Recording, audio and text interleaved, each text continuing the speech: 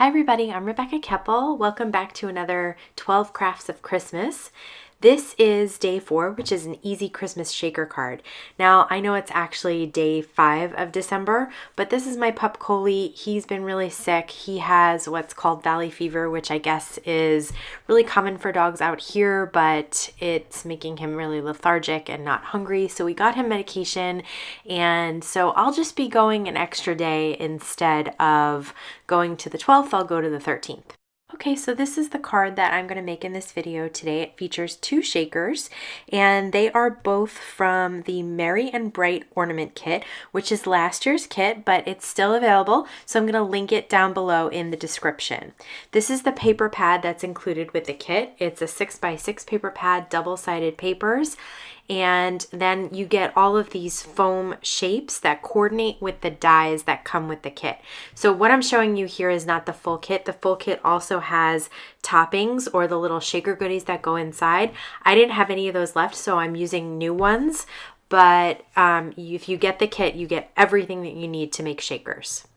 Okay, so for the first ornament shape, I'm going to use this orange piece of pattern paper from the Merry and Bright paper pad. I'm going to run the ornament die through my Sizzix machine, and you'll see that it cuts out basically the frame that goes on top of the shaker.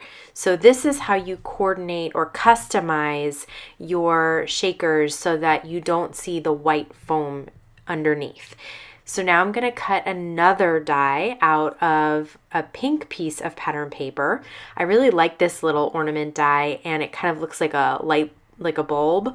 And the great thing about these shakers is that they're small enough to fit 2 on an A2 size card.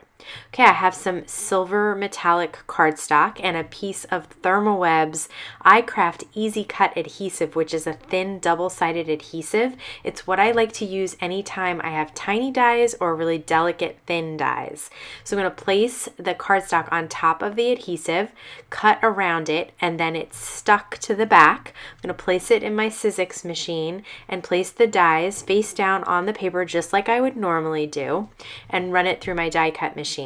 And once I do that, you'll see that I've turned these into stickers. They have a little protective backing on them from that Easy Cut adhesive from Thermoweb. Just going to poke out the little holes here, and this just makes it really easy. All I have to do is peel off that backing and stick it down. I don't have to worry about fussing with a little bit of adhesive. I'm going to trace around the circle die and then cut out an interior shape, because that die does not cut out a circle for the inside, and I wanted it all to be that orange color. You'll see what I mean when we start putting this shaker together. Okay, I'm going to layer a piece of 4 by 5 1/4 cardstock over 4 1/4 by 5 1/2 inch pattern paper. This is both pattern papers from that pattern paper pad. And now I'm going to take this circle foam shape, pop out the middle, peel off that protective backing that's going to allow the adhesive to be there. I'm going to stick it down onto my card, leaving enough room for a sentiment at the bottom. Then I am going to put some adhesive on the back of that pattern paper. I just had to trim it down a little more. I cut it a little bit too large, and still just a little bit too large. But once I have that down, I just stick that in the middle of that foam shape. Now I'm ready to pour in my toppings.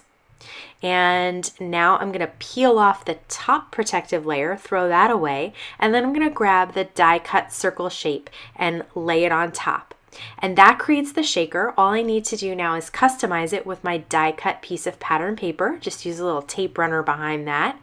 And now I can peel off the back protective layer of the ornament cap, and just all I have to do is lay that down right on top, and that's it. That shaker is done. Super, super fast and easy. It's really 1, 2, 3. Pop out the center of the foam shape, peel off that back protective layer, lay it down on your project, and that will adhere it down.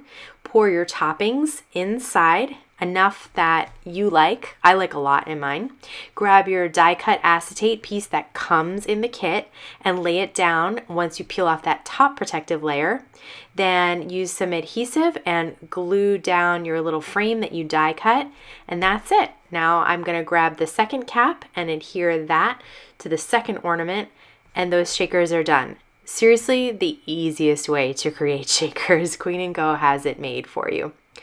Okay, I still have room to stamp a sentiment at the bottom. You probably want to do this before you put the shakers on, but I really wasn't sure what I wanted to do down here yet. So I did grab a sentiment from a Poppy Stamps Winter Fairies stamp set, and I stamped it in Versamark ink after putting a little bit of anti-static powder tool on it, and then I just poured some silver embossing powder on top, and now I'm using my heat tool to heat set that, and I just love the way that looks. Hope your season sparkles. I think that's such a pretty little sentiment, and it goes along really well with those sparkly little ornaments.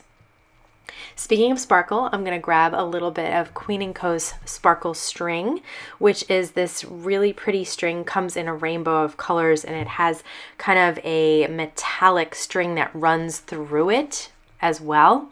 So I'm just going to put that through the ornament cap at the top. Thought about tying it in a bow, thought about knotting it and just letting the loop hang, but I kind of decided I wanted it hanging off the top of the cardstock.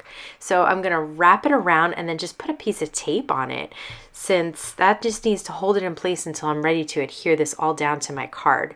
So I'm going to do the same thing with the second ornament. There's not as much space, obviously, for this one to be hanging because I wanted it a little higher up, but I'm just going to tape those strings to the back once again, and that completes my card panel. So now all that's left to do is to grab a 4 1/4 by 5 1/2 inch top folding white note card and some tape runner and adhere my panel right down to that card base there. So I really, really love how easy it is to make shaker cards with Tsukineko kits. I think they are fabulous. They have great designs, and I love these ornaments. They're so much fun, and I love all the sparkle and shine to this card that was so easy to put together. So if you're interested in any of the supplies that I used today, as always, they will be all linked down below. You can subscribe to my YouTube channel here or check out my blog for more information. And I'll have a couple of other videos, especially some videos from the previous days of 12 Crafts of Christmas for you to check out. Thank you so much for stopping by today. Have a wonderful day.